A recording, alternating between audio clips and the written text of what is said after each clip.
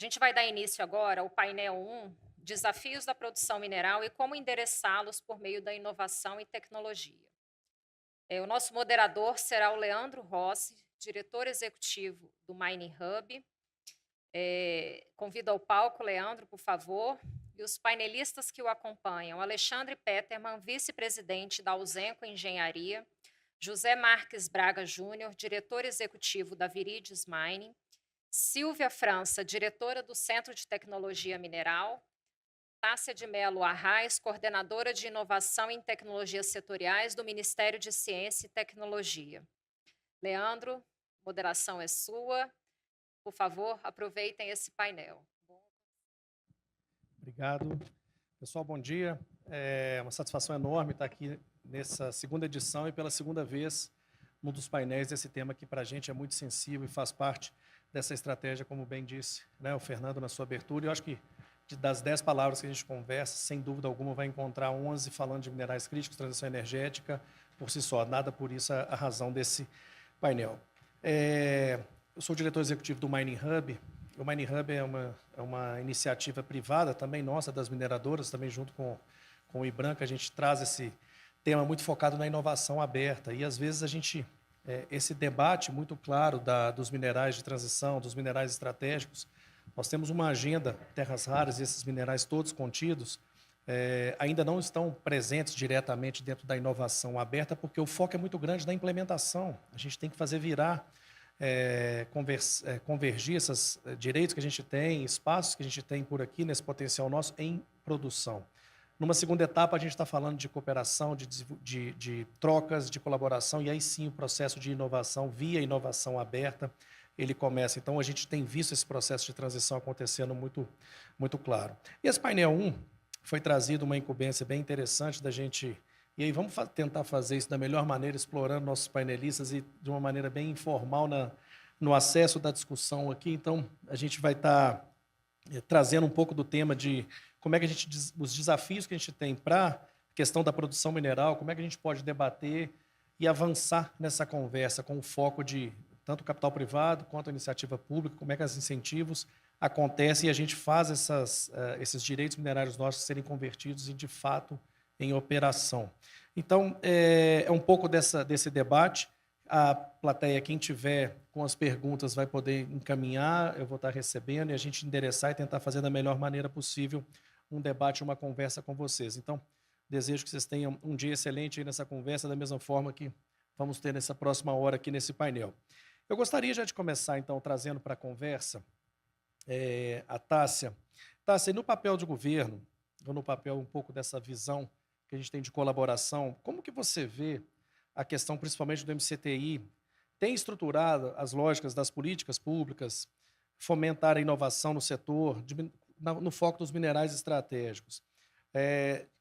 Você vê diretrizes específicas ou metas de investimento, P&D, para este campo? Como é que você traz essa visão para a gente? Obrigado mais uma vez por aceitar o convite.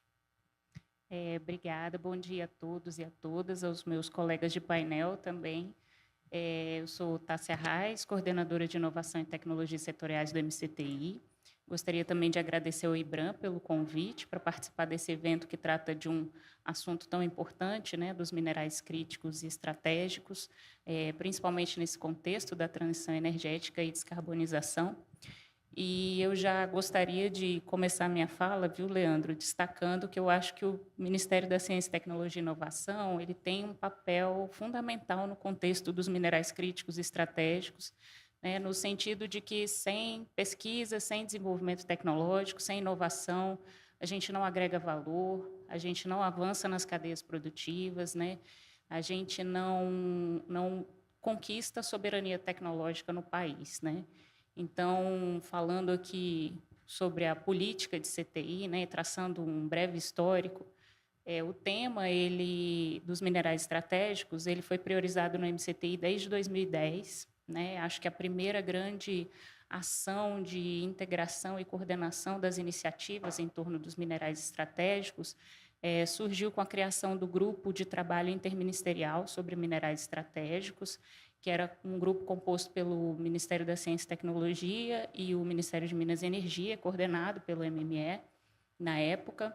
e que discutiu terras raras e lítio, né, convidando diversos especialistas da academia, né, para participar de reuniões, de oficinas de trabalho, e resultou na elaboração de um relatório que trouxe diversas recomendações gerais sobre minerais estratégicos e que, de certa forma, influenciou tanto o Plano Nacional de Mineração 2030 quanto a nossa Estratégia Nacional de Ciência, Tecnologia e Inovação, que é a nossa política de CTI, né? Então, tanto na edição de 2012 a 2015, quanto na de 2016 a 2022, o tema dos minerais estratégicos foi priorizado. E a estratégia de 2016 a 2022, ela previa também a elaboração de um plano, né, de ciência, tecnologia e inovação para minerais estratégicos, que trouxe uma série de orientações, de iniciativas, né, de PDI do Ministério, voltadas principalmente para lítio, silício, terras raras e agrominerais. E o tema ele deve constar da nossa próxima Estratégia Nacional de Ciência, Tecnologia e Inovação, que agora tem o horizonte de 2030.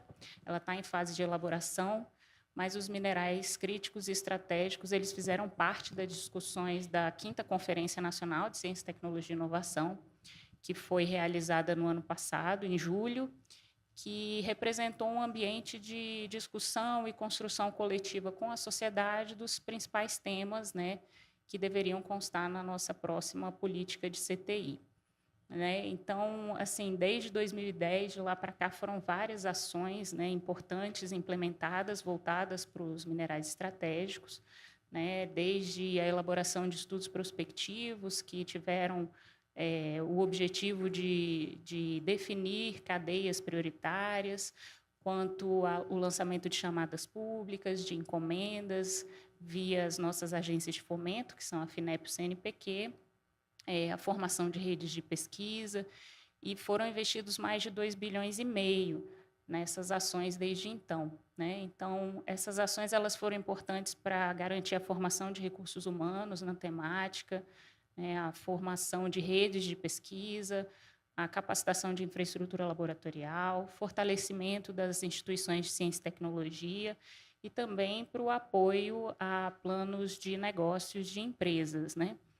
Entre as ações, né, implementadas nesse período, que eu considero como estruturantes e que eu vou destacar aqui, estão o Instituto Nacional de Ciência e Tecnologia Terras Raras, né, que era coordenado pelo IPT, depois USP, e que agora vai ser sucedido pelo INCT Matéria, que teve seu escopo um pouco ampliado para os materiais avançados. Né? Destaco o projeto Regina, que é um projeto de cooperação internacional bastante importante, que visa o desenvolvimento integral da cadeia produtiva de ímãs de terras raras no Brasil, e também a formação de redes de pesquisa, como as redes AgriRocha, que foi sucedida pela rede REMAG, são redes voltadas para remineralizadores de solos, e também a rede Fert Brasil, que tem a sua atuação mais voltada para o desenvolvimento de tecnologias para a cadeia de fertilizantes. Né? E eu não poderia também deixar de mencionar 2 ações importantes, por fim, né, que foi o lançamento, no início desse ano, de uma chamada em parceria, né, do BNDES com a FINEP, no valor de 5 bilhões, voltada para planos de negócios, né, de transformação de minerais estratégicos para transição energética e descarbonização.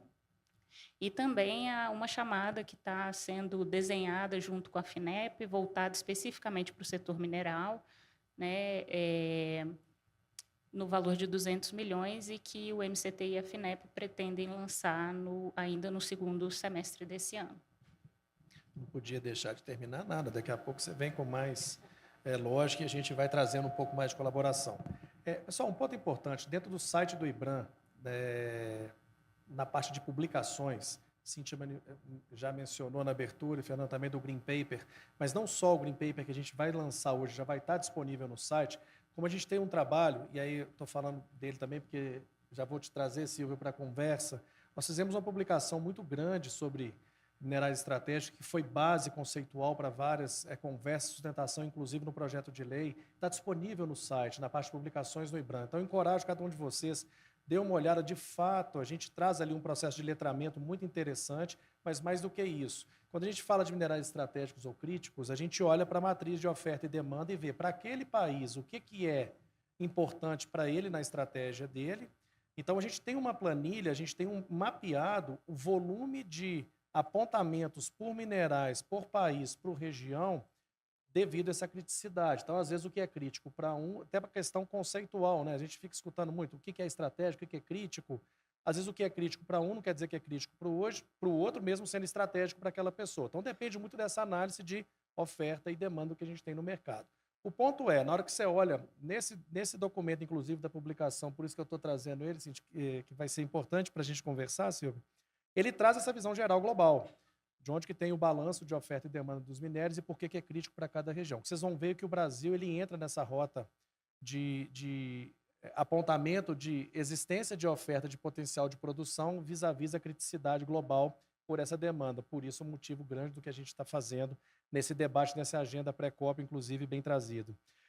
Mas aí, Silvio, o que eu queria trazer um pouco para essa contribuição, já vista essa lógica da estratégia? O CETEM é um ponto fundamental. Eu acho que quem não conhece todo o trabalho, eu não vou fazer jogar confete porque você está aqui, não, mas de fato, quem não conhece, quem tem a oportunidade de conhecer, o CETEM é absurdo o volume de informações, tecnologias e contribuição que ele pode trazer nessa cadeia. Dada essa atuação estratégica em pesquisa aplicada, quais linhas de pesquisa estão hoje ou em curso com vocês focadas na recuperação de minerais estratégicos ou no reaproveitamento de rejeitos? Como é que você traz isso um pouco para nós? Bom dia a todos. Um prazer estar aqui nesse painel. Tá? Parabéns ao IBRAM por mais um evento de extrema importância para a mineração brasileira. Bom, eu vou aproveitar o que Tássia já falou, né, Leandro, para começar a responder. O CETEM, Centro de Tecnologia Mineral, é uma unidade de pesquisa do Ministério de Ciência, Tecnologia e Inovação e estamos completamente alinhados com muitos dos programas que o Ministério tem colocado para o desenvolvimento tecnológico na área mineral. Nós temos diversos projetos em desenvolvimento, inclusive no nosso plano diretor, os minerais estratégicos são um dos pilares do nosso plano diretor. E aí, quando a gente fala em mineral estratégico no CETEM, a gente está abrangendo tanto os minerais para a transição energética, também os minerais para a produção de fertilizantes. Nós temos diversos projetos, os nossos financiamentos vêm majoritariamente da FINEP, mas também temos muitos projetos com empresas, o que é importante, porque significa que a gente está atuando na real necessidade de desenvolvimento tecnológico para o setor. Nós temos projetos na área de níquel, cobalto, lítio, financiados pela FINEP.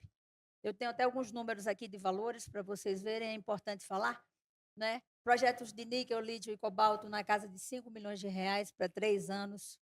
Temos diversos projetos preocupados com o desenvolvimento tecnológico para o aproveitamento do níquel laterítico brasileiro, que isso é de extrema importância. Temos projetos voltados para adensar valor na cadeia do lítio, porque a gente não tem ainda compostos de lítio grau bateria. É extremamente importante que a gente tenha, seria avançar mais um grau na cadeia produtiva. E quando eu falo em desenvolvimento tecnológico e adensamento de valor, eu sempre insisto em dizer, não somos obrigados a produzir as baterias ou os painéis solares ou as turbinas eólicas, mas temos que avançar na cadeia. Enquanto país que tem tanta riqueza mineral, a gente não pode ficar apenas produzindo o concentrado.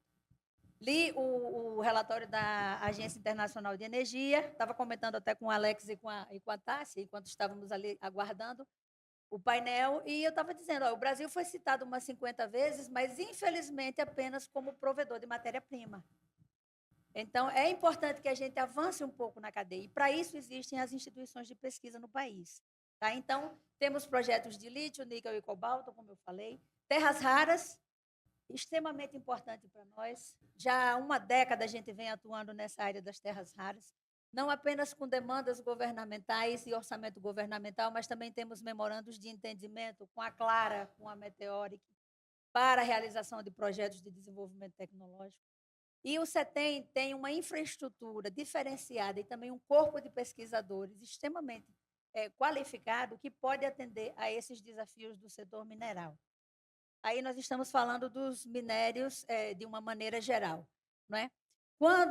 Nas terras raras, Leandro, para vocês terem uma noção, a gente teve um orçamento aprovado nesses 3 últimos anos. Eu digo a gente, o pool de instituições e empresas que estão dedicados a esse assunto, de aproximadamente 75 milhões de reais. O último, que foi o projeto, que é o projeto MagBras, com orçamento do programa Mover, é um projeto de 60 milhões de reais para produzir os IMAs no Brasil, né? Faz parte daqueles grupos de trabalho do Made in Brasil integrado, em que existe um planejamento para a produção de uma bateria de íon-lítio com 70% de conteúdo nacional, que o CETEM faz parte, também é um projeto grande de 60 milhões, assim como o da produção dos IMAs de terras raras, que também é o MagBras, que nós fazemos parte, e é um projeto de 60 milhões para o grupo de empresas. Não posso deixar de falar, né, dentro dos minerais estratégicos, da questão dos fertilizantes. Tássia falou aqui, o CETEM faz parte da rede Ferte Brasil para potencializar a produção de fertilizantes no país, embora a gente saiba de todas as dificuldades que a gente tem com relação a depósitos, mas a tecnologia precisa se desenvolver para que a gente aproveite melhor os depósitos existentes. Mas não apenas com relação a minérios. Existe um grande projeto no CETEM que é reaproveitamento de resíduos de rochas ornamentais para serem utilizados como remineralizadores, que são os fertilizantes alternativos. Inclusive, no ano passado, nós conseguimos a primeira chancela do Ministério da Agricultura, Pecuária e Abastecimento para o primeiro produto de remineralizador produzido com a ajuda tecnológica do CETEM. Então, isso mostra a importância da pesquisa, né, para que a gente potencialize a produção dos minerais estratégicos no Brasil. Você perguntou resíduo, eu falei dos resíduos de rocha ornamental, mas eu não posso esquecer água. Água não é resíduo, mas é um insumo extremamente importante que precisa ser visto com muita atenção com relação ao seu reuso. A gente não consegue produzir os minerais estratégicos sem falar de água. Então, é o segundo insumo. Também não pode ser esquecido. E o CETEM tem uma área de pesquisa para atuar em reuso de água. Outra questão de resíduo também, a gente pode falar dos resíduos eletroeletrônicos, que são uma fonte secundária, né, de elementos para a produção industrial com base nos minerais estratégicos para a transição energética. Então, o grupo da Lúcia Xavier coordena um grande programa do CETEM e também com cooperação com outras empresas para recuperação de resíduos eletroeletrônicos, desde a questão da logística reversa, capacitação de cooperativas de catadores e também de outros atores para que a gente possa aproveitar todos esses resíduos eletroeletrônicos, porque a gente sabe que o insumo mineral ele é finito, a demanda está imensa e a gente precisa ter alternativas. É uma questão de sustentabilidade, aplicação da economia circular. Tá? Então, de uma forma geral, a gente coloca esses projetos com viés tecnológico. E, para fechar, eu coloco os estudos que o CETEM tem feito, né, em parceria com o IBRAM, a pedido do IBRAM, para fazer essa busca da situação mercadológica e geopolítica dos minerais estratégicos no Brasil e no mundo. Vai ter a apresentação de uma segunda etapa do estudo, hoje à tarde, né, o Júlio deve presidir a sessão, ou vai falar na sessão, junto com a Lúcia e outros colegas. Então, essa é a atuação do CETEM, em parceria com outras instituições, com empresas. A gente precisa intensificar cada vez mais os projetos de PDI para que a gente avance na cadeia dos minerais estratégicos. E a frase que eu vou fechar essa minha primeira fala, Leandro, é a minha preocupação de que a gente tem feito muito seminário para discutir, mas as ações ainda estão aquém da real necessidade do país para se colocar como um grande protagonista nessa área. Boa. Igual a Companhia Azul, né? Eu sei que você sabe, mas não custa lembrar, não custa repetir. Acho que a maneira que a gente tem estruturado de raciocínio, o próprio IBRAM, a gente organizado um programa nosso de temáticas por GT, você comentou sobre água, gestão de água, então a gente tem uma temática de água e outras tantas. Então acho que é muito bom quando a gente começa a fazer esse encontro matricial de esforços. Começamos falando sobre o MCTI, trouxe um pouco de política pública, depois você chegando, né, já com a ideia de pesquisa aplicada, de P&D pelo CETEM, ótimo. Então a gente tem uma ambiência de governo, a gente traz tecnologia, Se a gente olhar, a gente tem mania também, não provocando, mas também trazendo um pouco dessa visão do contexto. Talvez há 4, 5 anos atrás, o número de empreendimentos que a gente estava vendo nessa área, a gente tem que acompanhar isso como se fosse um vídeo, literalmente. Não dá para ficar só com fotografia, a partir daí a gente abraçar e ficar na crítica. A gente precisa fazer. A gente tem que criar uma ambiência favorável. A principal ambiência favorável, a gente tem potencial, tem recurso, e a gente tem que fazer isso converter. O capital privado, na hora que a gente consegue ter isso favorável, e com pesquisa, que eu acho que essa contribuição sua, via CETEM, é fundamental para que a gente tire gargalos, tire nós que existem na cadeia de produção e, de fato, enxergue. A gente vai chegar à bateria? Não. Qual é o melhor ponto ótimo para a gente ter o bom balanço entre ter o mineral e o melhor retorno? Não necessariamente, às vezes é chegar no final, mas às vezes tem um certo estado da cadeia que eu posso parar e capturar esse benefício. Isso precisa de tecnologia. Então, obrigado. Só fazendo um complemento, Agora está começando a ficar o pinga-fogo aqui. rapidinho. Gostei disso. Vai lá. Recentemente teve um edital do BNDES em que o financiamento se propõe a desenvolvimento de projetos na área de minerais estratégicos em parceria, empresas e instituições de ciência e tecnologia do Brasil. E o CETEM entrou como parceiro de algumas empresas. Em 4 submissões, o CETEM entrou como parceiro. Então, é o financiamento voltado justamente para a aplicação de tecnologias. E isso é extremamente importante. Tem que ter essa linha de raciocínio, porque senão a gente não vai conseguir dar os passos do tamanho que a gente precisa dar. Boa. Eu acho que a gente vai ter que ter viu, Júlio? Vai ter que ter uma mesa de atendimento para o CETEM com a Silvia aqui na sequência do painel, porque o que tem de demanda que pode endereçar e tem resposta, assim que é bom. Bom, vamos dar uma sequência no nosso painel. Eu queria trazer um pouco agora também do ponto de vista das empresas do lado da mineração. E aí, José Marques, o diretor executivo da Viridies, obrigado já por aceitar e estar com a gente no painel. Mas eu queria trazer um pouco com você como é que a Viridies lidera e tem um projeto inovador de terras raras fora da China e agora se posiciona de uma maneira importante como um player na produção de óxidos de terras raras. Quais são os principais gargalos tecnológicos, regulatórios que vocês estão enfrentando e como que a inovação tem sido usada para superar? Obrigado mais uma vez por estar com a gente. Obrigado, Leandro. É um prazer estar aqui participando desse seminário. Um momento muito oportuno e estratégico para o Brasil.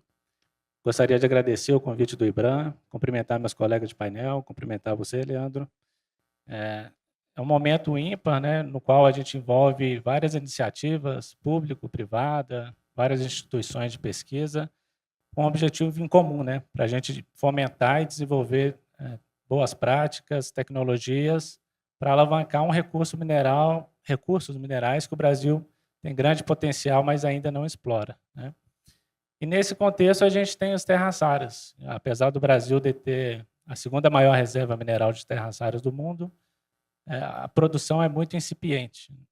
Então, nesse sentido, eu gostaria de falar um pouco sobre o nosso projeto da Viridies e como a gente tem utilizado de tecnologia, de inovação, para fazer com que esse projeto saia do papel, e não só saia do papel, né, seja uma referência mundial do que é uma mineração tecnológica e verde, né? Bom, a Viridies é uma empresa... Vou falar um pouquinho de mim antes, né, porque eu acho que a maioria do pessoal aqui não me conhece. Eu sou geólogo, formei pela UFOP, estou atuando como diretor executivo pela Viridies há 1 ano e meio, desde quando ela iniciou as atividades aqui no Brasil, mas tenho aproximadamente 15 anos com a experiência atuando em setores de minerais críticos e estratégicos, né? Mais especificamente de nióbio e terras raras. E a Viridies, por ser uma empresa que atua com terras raras, uma empresa australiana, tem um projeto aqui no Brasil, que é o Projeto Colossus, de terras raras em argila iônica, que fica localizado em Poços de Caldas. E Poços de Caldas é uma anomalia geológica no que diz respeito a esse tipo de depósito. A gente tem nada mais, nada menos do que o melhor depósito de terras raras em argila iônica do mundo. E nesse depósito tem 2 empresas que possuem projetos já numa fase mais avançada, que é a Viridies e a Meteoric, todas 2 já com um estudo econômico divulgado, um estudo conceitual, mostrando a viabilidade econômica desses projetos, né?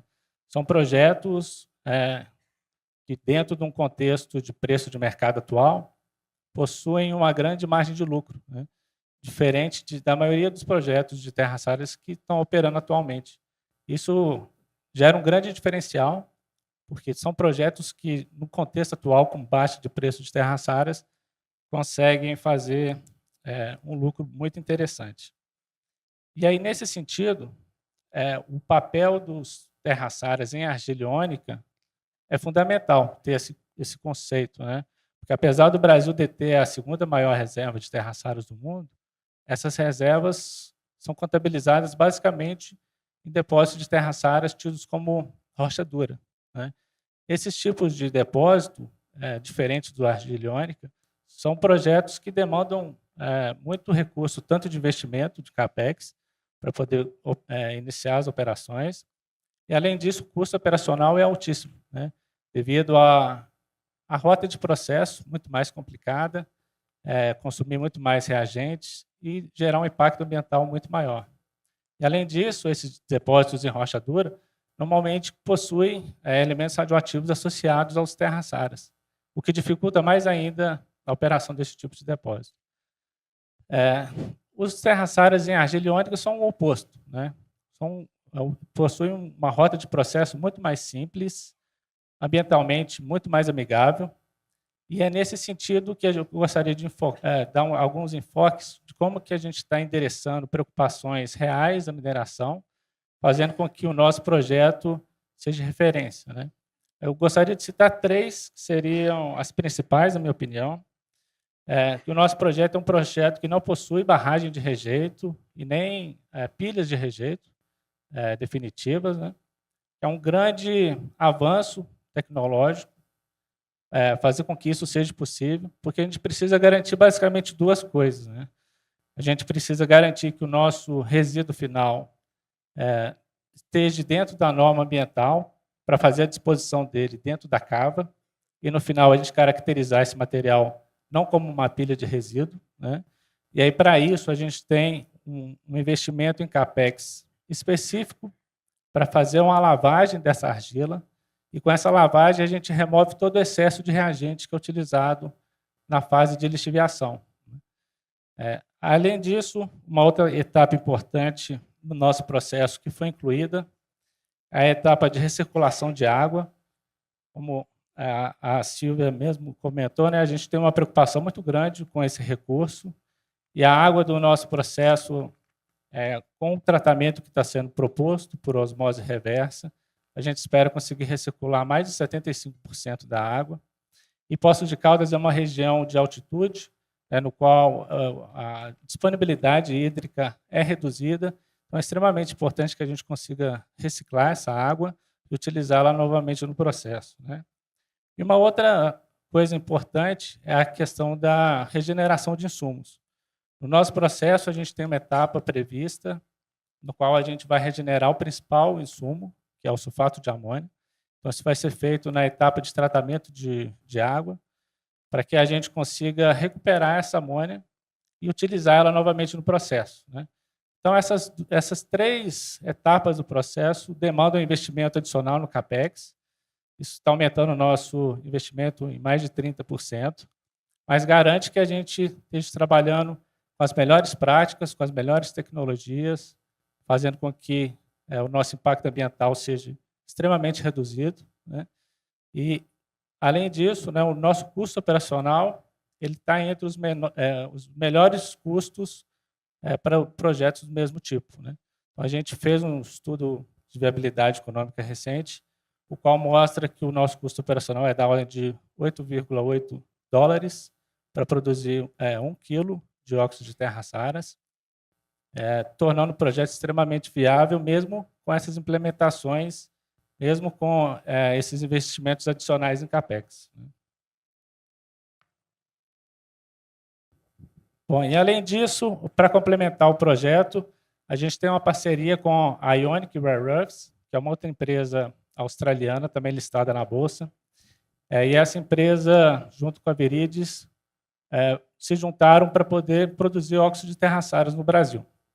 O principal intuito da união dessas empresas é para que a gente consiga trazer uma industrialização do carbonato de terras raras, que vai ser produzido pela Viridis, produzindo assim o óxido de terras raras, que é um produto já com valor agregado maior, E, além disso, a reciclagem de ímãs, né? Então, a gente vai trazer também para o Brasil reciclagem de ímãs, que é uma grande preocupação que a gente tem também com a economia circular. Então, nesse projeto, a gente vai ter duas frentes para a produção de dióxido de terras raras. Uma que é a partir do refino, do carbonato, e outra que é a partir da reciclagem de ímãs.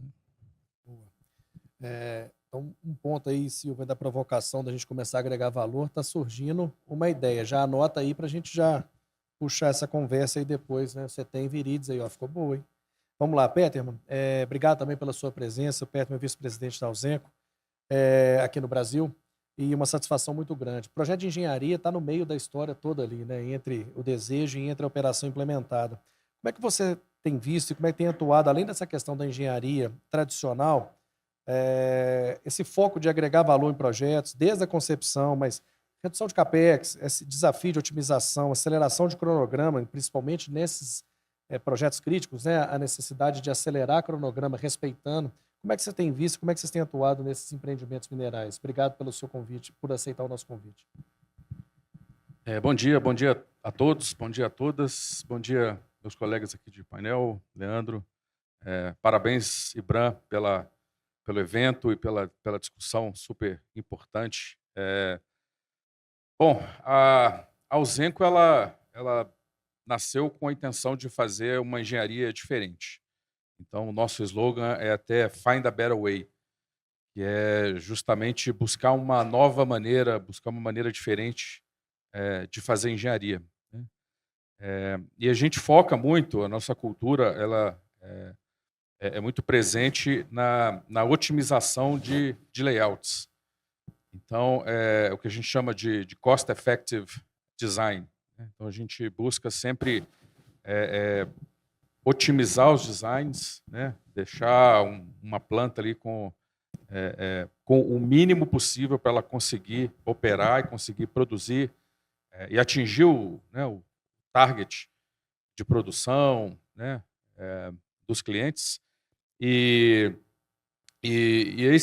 o resultado, né, dessa abordagem é justamente menor consumo ali de, por exemplo, estrutura metálica, né? Plantas otimizadas, a gente vai utilizar menos estrutura metálica, menos concreto, menos consumo de água, né? Menos área impactada, né? Então, essa abordagem ela tem um resultado, né, de implicação direta numa redução de CAPEX e também, né, ajuda a questão de licenciamento ambiental, né, acelerando esse processo de licenciamento ambiental. Então, a gente trabalha muito com esse foco, né? Mas, além disso, também, a Ausenco, o nosso mercado hoje, se a gente pegar a Ausenco no Brasil, 80% dos nossos clientes são de minerais críticos e estratégicos, né? E o ouro também. Então, a gente entende bem esse mercado, né? A gente sabe que é um mercado que busca ali o time to market, né? São janelas de oportunidade ali que precisam ser aproveitadas, né? Então, os projetos, eles precisam ser acelerados. Normalmente são empresas, ou empresas júniores, ou empresas, né, médias, que abrem capital lá fora, vêm aqui para o Brasil, né, e tem um investimento ali, né, sempre contado ali, sempre justo, né? Então, CAPEX é uma questão super importante. Deixa eu aproveitar o gancho. Vamos E lá. aí, vamos lá, vamos descer então da camada da lógica e descer para a prática. E aí, como que tem chegado essa demanda para você das principais... Cara, se vira nos 30 aí, eu preciso tal. Como que vocês têm recebido esse tipo de demanda nessa necessidade da agenda de conversão? Traz um pouco dessa visão para nós. Essa demanda é a nossa realidade, né? Assim, normalmente os projetos, as empresas já chegam querendo encurtar os tempos, né, de etapas de estudo, né? Que a gente tinha antigamente, FEL 1, FEL 2, FEL 3, terminava o FEL 1, aí tinha um gate, aprovava, ia para o FEL 2, tinha um gate, aprovava, ia para o FEL 3. Essa realidade não se encaixa mais, né, né, nesse novo mercado que a gente tem aí de transição energética. Então, a gente tem que reinventar esses processos, né? O que a gente busca fazer é integrar o máximo possível essas etapas sem impactar, né, risco. Então, assim, o que a gente pode fazer em paralelo que não vai ter impacto? E outra coisa importante, Leandro, além da engenharia, né, além do estudo de viabilidade, da engenharia, a gente tem um foco muito grande também na parte de construção e execução, né, porque são projetos que realmente vão ser executados, né, num tempo, né, rápido, num tempo curto. Então, a gente traz os players também para discutir com a gente. Então, a gente, toda a parte de suprimentos, toda a parte de fornecedores ali que fazem parte ali daquela cadeia, a gente traz, né, junto com parcerias, montadoras, né, a gente tem muita conversa com a montadora para que o projeto de engenharia ele já saia conectado, né, com a empresa que vai estar executando aquele projeto ali, para que isso, né, uma vez terminado o projeto de engenharia, não tenha ali perda de tempo ali, porque não encaixou, né? Então, a gente traz isso, a gente discute isso também, por uma forma, né, com essa gestão e essa colaboração, a gente conseguir acelerar os processos. E aí também, isso também traz redução de custo, né, porque evita ali duplicidade de etapas, ali, duplicidade de atividades que acabam impactando em custo, em tempo, né? Então, isso também, a gente trabalha muito isso lá na Ausenco. Essa sensibilidade do tempo ela é cada dia mais... E não dá mais para ficar só naquele jargão, né? Ficar só produzindo a um. E você tem que entrar para a cadeia, a trabalhar também com a performance, porque isso você garante também o que você tem que se comprometer com o que você está desenhando, planejando para entregar. Muito bom. Tássia, vamos voltar um pouco então nessa visão.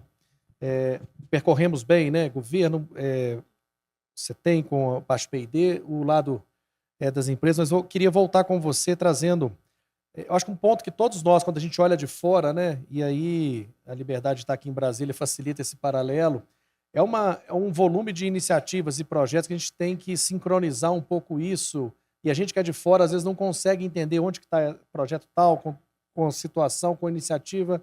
Então, como é que vocês estão trabalhando essa articulação interministerial, também com o setor privado? Como que você traria destaque para acelerar esse processo de inovação no setor para a gente? Bom, eu acho assim, nesse contexto, né, dos minerais críticos e estratégicos, acho que o governo federal ele tem diversas políticas que, de certa forma, tratam dos minerais estratégicos, né? Tem a Política Nacional de Transição Energética, a Política de Transformação Ecológica, a Estratégia Nacional de Economia Circular, a nossa própria Estratégia, né, Nacional de Ciência, Tecnologia e Inovação também. E todas essas políticas, elas estão alinhadas, né, à política industrial, que é a Nova Indústria Brasil. Então, de certa forma, existe uma coordenação de todas essas políticas em torno da política industrial, né? Mas, considerando a importância dessa temática para o país, eu acho que é fundamental, né, que a gente tenha uma política focada, né, nos minerais críticos e estratégicos. E, nesse sentido, a proposta da Política Nacional de Minerais Críticos e Estratégicos, ela ganha muita relevância, né? Inclusive porque prevê a criação de um comitê de minerais críticos e estratégicos, né, no âmbito do Conselho Nacional de Produção Mineral.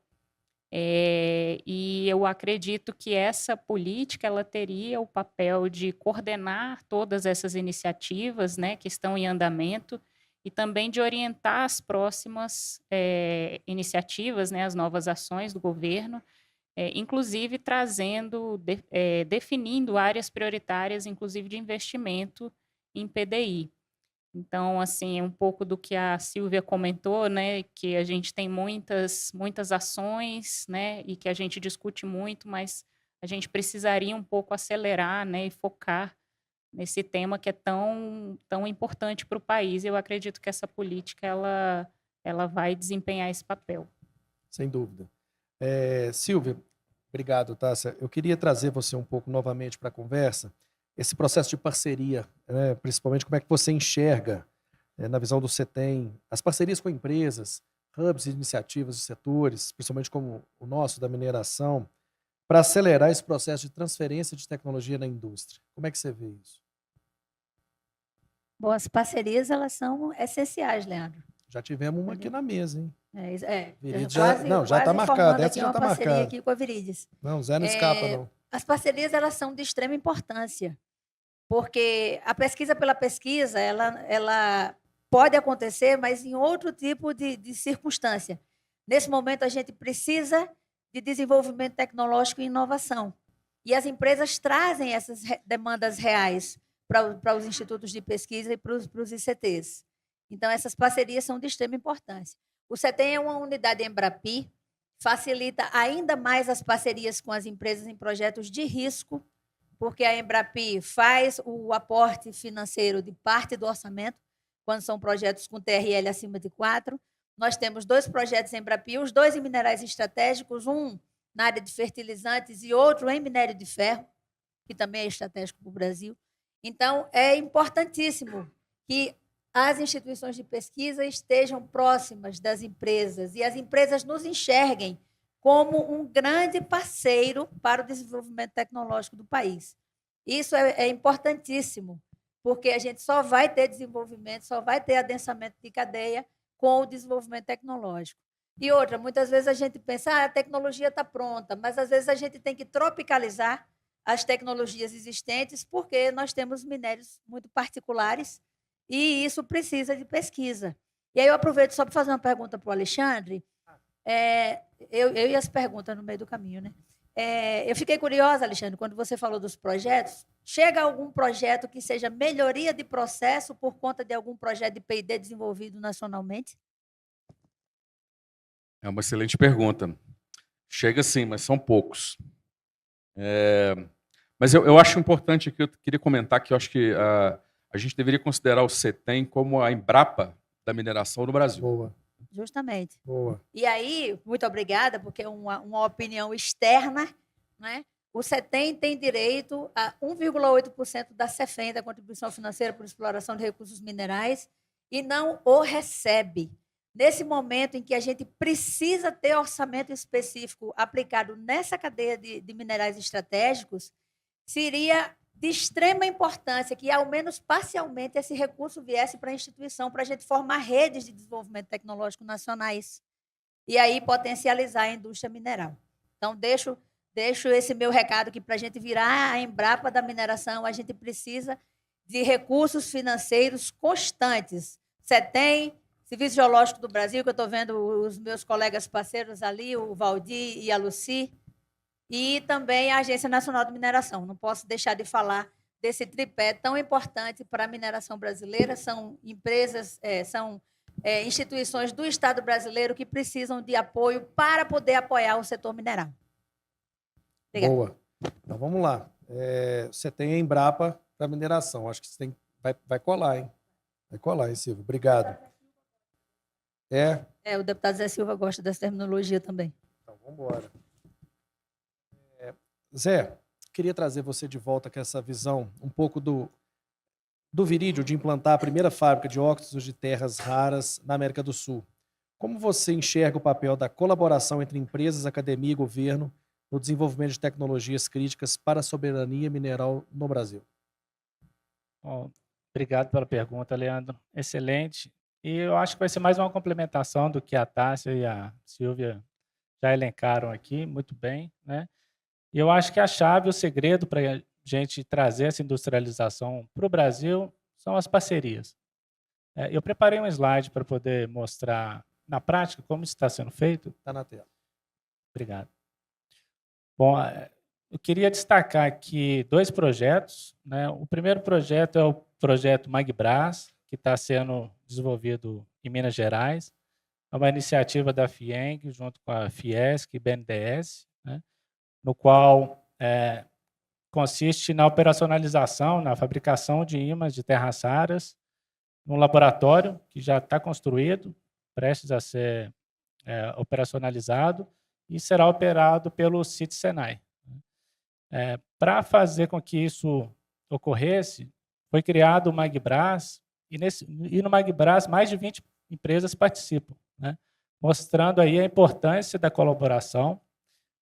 Dentro desse grupo de 20 empresas, a gente possui algumas classificações, empresas que foram classificadas como empresas âncoras, São empresas de grande porte que conseguem, de uma certa forma, dar uma tranquilidade, uma estabilidade para o projeto.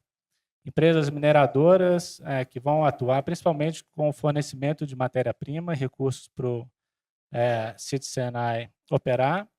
Empresas startup, institutos de pesquisa, uma série de contribuições de vários setores, de várias empresas, para fazer com que esse projeto aconteça.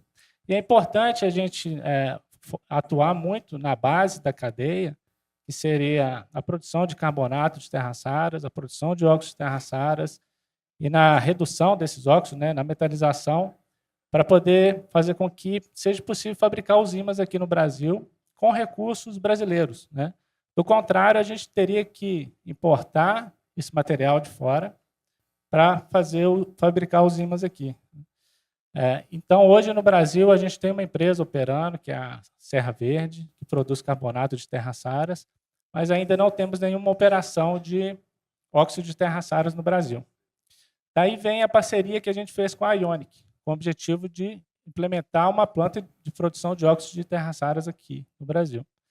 E isso é muito possível e muito fácil de acontecer, porque o principal motivo da gente ter feito essa parceria com a Ionic é porque eles já possuem uma planta em operação em Belfast, na Irlanda. Então, eles já possuem uma planta que tem capacidade de produzir 10 toneladas de óxido de terras raras por ano. É uma produção pequena, uma escala semi-industrial, mas a partir do momento que a gente nacionaliza essa tecnologia, e é esse o objetivo da parceria, nacionalizar essa tecnologia com uma planta, um centro de tecnologia com a mesma capacidade de produção, reciclando ímãs de terras raras e refinando carbonato, para que a gente consiga produzir nacionalmente 10 toneladas, pelo menos 10 toneladas de óxido de terras raras por ano nesse CT. E aí, dentro da parceria que a gente tem no Magbras, a gente vai atuar com o fornecimento desses óxidos para o Sítio Senai ITR para a produção dos ímãs permanentes. Então, tem esse fluxograma aí mostrando como isso vai acontecer. A Viridies vai atuar principalmente ali com a mineração e produção dos carbonatos de terras raras.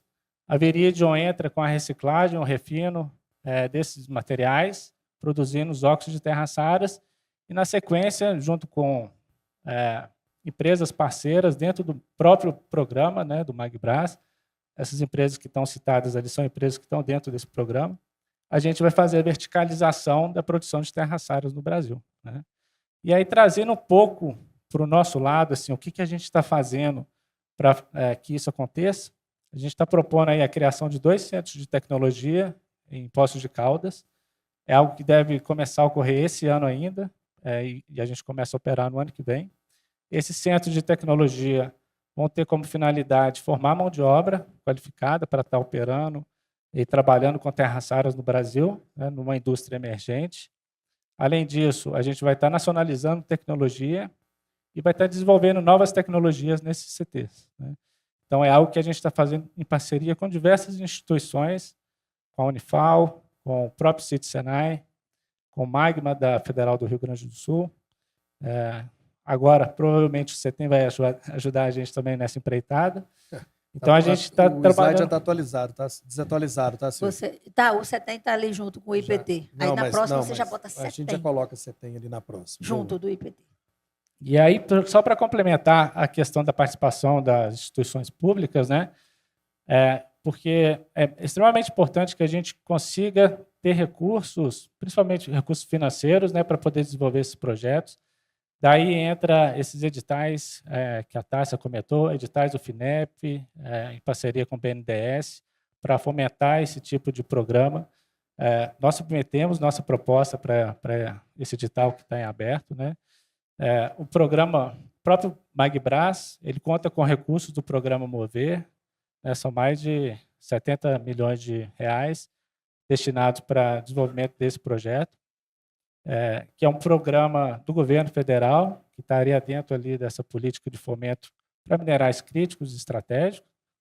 Então, juntando essa participação de empresas privadas, públicas, instituições de pesquisa, instituições internacionais, que já possuem tecnologia e a gente consegue simplesmente nacionalizar isso, vão fazer com que o Brasil consiga produzir óxido de terras raras, ímãs, o mais rápido possível, né? Boa. Silvia trouxe com você, Alex, perguntando sobre tecnologias já existentes, vocês recebem melhoria. Mas eu vou trazer também um outro ponto assim, sobre como vocês às vezes estão vendo incorporação de novas tecnologias, inovações, modelos de gestão como um todo, para garantir nessas agilidades e competitividade dos projetos, principalmente dos desafios técnicos minerais críticos. Como é que vocês estão trabalhando isso lá? Bom, nós fazemos investimentos robustos todo ano em sistemas, em softwares. A gente utiliza o Oracle, a gente tem outros sistemas, tem o Smart Materials, que é um software muito bom, mais na área de execução. Mas, além disso, a gente também desenvolve ferramentas internas. Então, hoje, a utilização, né, mais expressiva de projetos em 3D, em BIM, né, a gente consegue utilizar essas plataformas para poder alavancar outras oportunidades. Então, a gente tem desenvolvido, a gente tem uma ferramenta interna de inteligência artificial que é fantástica. Ela conecta com esse 3D e ela começa a ajudar a gente a encontrar algumas respostas. Então, ele identifica riscos, ele ajuda na parte de gestão de cronograma. Então, tem uma série de ferramentas que hoje a gente já consegue incorporar e que contribuem bastante. Além disso, eu comentei também sobre essa nossa abordagem do layout otimizado, né? Nós também desenvolvemos uma ferramenta interna bem interessante, Leandro, que ela ajuda a gente a fazer o cálculo da redução do footprint de carbono. Então, uma vez que a gente consegue reduzir o tamanho das plantas e reduzir toda aquela questão de estrutura metálica, concreto, água, isso também tem um impacto em redução de emissões de CO2 daqueles materiais ali que você está evitando, que você está deixando de gerar. E a gente criou uma ferramenta interna, nossa equipe, que ela foi até... ela ganhou um prêmio dentro da Ausenco Global, para a gente poder fazer esse cálculo. Então, a gente oferece isso também como uma oportunidade também para a gente, para acrescentar, né, dentro da redução de CAPEX, também um ganho adicional com possível crédito de carbono em função da redução desse layout. Boa, excelente. Eu queria deixar, nós estamos caminhando para a parte. Bom, agora eu já cumpri meu roteiro, agora é a melhor parte que eu chego. Agora é a hora das perguntas que eu recebi da plateia. Quem quiser mandar pergunta está chegando, mas é a hora que a gente vai para o esquenta aqui rapidinho. Para final, na rodada final, eu queria trazer para vocês o seguinte: onde que vocês acham que a gente tem oportunidade ou que a gente esteja falhando em termos desse desenvolvimento, principalmente de minerais estratégicos, para competir globalmente? Perguntas que receberam aqui, eu vou englobar junto com essa para vocês comentarem como fechamento, como que a gente se posiciona com todos esses desafios e oportunidades que nós temos frente vis-à-vis a China e outros mercados. Essa eu vou rodar. Mas eu queria eliminar algumas perguntas rápidas. Tássia, eu queria começar com você. Uma das perguntas, cadê? Francisco Tomazoni. MCTI veio o resultado do último edital, montante de 5 bi, total de 85 bi aplicado. E aí? Vai ter nova rodada? Como é que vocês estão vendo isso internamente? Quase que deu, né? Era 5, veio só 85. Na verdade, assim, essa demanda, né, de investimento de 85 bilhões, né, frente aos 5 bilhões disponíveis na chamada, mostra a grande demanda do setor, né, e a necessidade de ampliação de investimentos. Mas as propostas ainda estão sendo avaliadas, né, então ainda não há previsão de aporte adicional de recursos, né. Mas acredito que, em função dessa grande demanda, seja algo que a gente deva avaliar internamente, né? Inclusive, a gente, como eu mencionei na minha fala, né, o MCTI está planejando, junto com a FINEP, lançar uma chamada de subvenção econômica, né? Aí onde tem a parceria de ICTs e empresas, né? Ela é obrigatória nas propostas. Ainda nesse segundo semestre, no valor de 200 milhões, frente ao fato de que as chamadas que foram lançadas no ano passado, elas não estavam direcionadas especificamente para o setor mineral, né? Elas estavam envolvendo o setor de energias renováveis ou mobilidade urbana, os temas da área de minerais estratégicos e críticos estavam pulverizados dentro de outras temáticas, né? Então, a ideia agora é que a gente concentre e faça uma chamada específica para o setor. Excelente. Vocês comentaram algumas vezes, a própria Silvia comentou sobre o Mover, a gente desenvolveu recursos e tal. O Mover é um programa que quem conhece, o Rota 2030, isso começou pequeno, hoje o pessoal da Fundep deve estar aí, Janaína, isso começou pequeno e hoje esse negócio está numa escala gigante, mas organizado e estruturado. Eu acho que a gente da mineração tem uma oportunidade muito grande. É um setor que tem um alto investimento e já tem a pressão aqui do horário, tá vendo? Leitura um pouquinho só, tá, Fernando? Só uma leitura. Só já chegou aqui. Mas vamos caminhar. Estou finalizando. Não, sem problema. Você não inibe, não. Vem participar também. Mas olha só, eu acho que a gente tem uma oportunidade muito grande o volume de recursos que a gente tem no governo. E aí liga um pouco com o que o Zé trouxe. E essa questão do edital, do recurso existir, mas na hora que você vai buscar, tem que ter esse incentivo. Eu acho que se a gente coordenar e ter uma ação, e a gente busca fazer isso, da mesma forma que o Mover começou pequeno e hoje é grande, a gente no setor da mineração investe-se muito. E a gente tem que ter essa contrapartida articulada e portas mais claras para entrar. Então, é uma das grandes iniciativas que a gente está trabalhando de ter também um fundo nosso do setor para que a gente possa investir na inovação, desenvolvimento, tecnologia. Alex, uma rápida para você também, depois a gente volta do fechamento, e aí, Silvio, eu venho com você. Fabricantes de equipamentos, a Fabiane Walbrink, ela trouxe, como que esses podem contribuir para agregar valor a projetos? Você falou que tem umas conversas muito grandes com a cadeia, os OEMs, etc. Como que esses fabricantes podem agregar valor a esses projetos nos desafios relacionados, principalmente a sustentabilidade e eficiência no setor? Eu acho que é muito ligado à inovação, né? À tecnologia. Eu acho que a gente busca soluções ali o tempo todo, né? Os desafios, a gente sabe, né? Cada minério é de um jeito. A gente está trabalhando aqui com minerais novos, né? Então, assim, exige muita tecnologia, exige muita inovação. Eu acho que os OEMs eles podem aportar muito aí, né? Em trazer essa tecnologia para dentro e ajudar a acelerar esses projetos. Acho que é muito por aí, Leandro. Boa. Pessoal, várias perguntas a gente recebeu. A gente vai endereçar a cada um de vocês. Eu queria só uma rodada final de vocês de agradecimento, consideração, e a gente está caminhando para o fechamento desse primeiro painel. Dá para competir globalmente? Dá para a gente avançar? Como é que vocês veem rapidamente? Silvia, eu começo com você e já agradeço a todos os painelistas e ao IBRAM pelo convite, pela organização do evento. Dá para competir, sim, mas a gente precisa da política de minerais estratégicos urgente para trazer segurança jurídica para as empresas e também para ter orçamento perene nessa área de pesquisa. Aí a gente compete. Do contrário, vamos ficar sempre na discussão, sendo muito, muito direto. Simples assim. Gostei da resposta, Silvia. Obrigado. Zé, consideração final do seu lado? Bom, a gente já demonstrou que é possível, né, competir mundialmente com produção de terras raras. O Brasil tem um potencial gigante em função das reservas que tem.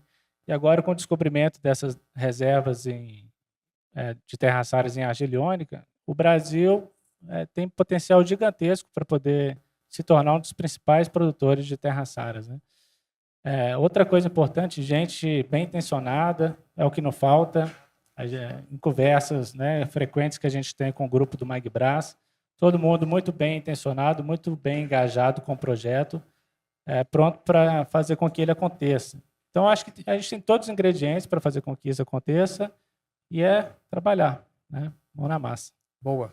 Pessoal, estamos encerrando nesse painel número 1 do início do nosso dia dos seminários. Eu queria agradecer a todos vocês que escolheram estar aqui com a gente nesse dia e aproveitem o restante e agradecer aos nossos painelistas também. Muito obrigado, tenham um bom dia a todos. Uma salva de palmas. Obrigada, Leandro. A gente vai fazer uma foto agora, por favor. Obrigada, que esse é um painel que a gente buscou construir, trazendo setor público, setor privado, inovação, tecnologia, acreditando na pesquisa no Brasil. Acho que isso é muito importante e, para isso, a gente vai dar prosseguimento aqui ao longo do nosso segundo painel.